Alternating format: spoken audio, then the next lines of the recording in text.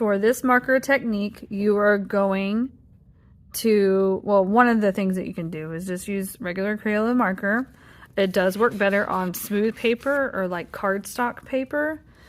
Computer paper, actually, sulfite paper kind of soaks in a little too much. So you can outline your shape quickly and then fill it in. And you don't see a whole lot of streaks happening there. So if you get to a bigger area, it's easier if you kind of color in sections. If you can't if you can't get it all the way like this, color in sections, so you kind of move it down. That way it's edge to edge of the shape. If you need to change directions, then change directions, but it's better if you work while the ink is still fresh before you create your next section. And then wait till that dries, and then you're going to color over it again. Okay? What I don't want to see is you coloring in all different directions, because this makes it inconsistent, and we talked about that at the beginning of school. So this one's a little bit different kind of shape.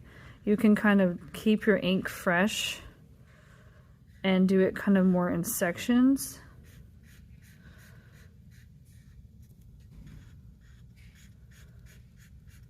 Kind of working in like a ladder. And this I tell you not to do with colored pencil because it looks really bad, but with marker you can kind of do it this way. You can still see sections. If that bothers you, which doesn't look as neat as this one does, then you need to wait till the ink dries and try to color over it again. So different ways outlining, really going edge to edge on your shape, or doing more of a ladder build, but you will see a lot of streaking. So again, once this dries,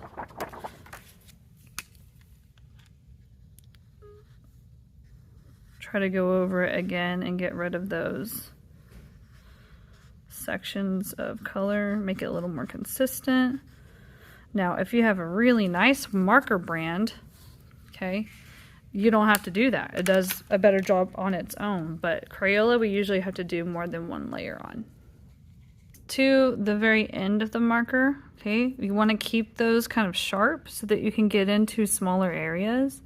But you can use the side of your marker and color bigger sections and go back and forth while that ink is still wet so it blends a little bit easier. Then use the tip of the marker to get those smaller areas.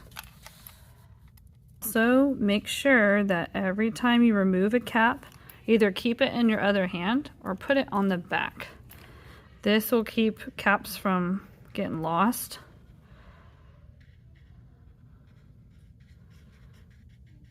And then make sure that it clicks back on there so you know that it's shut.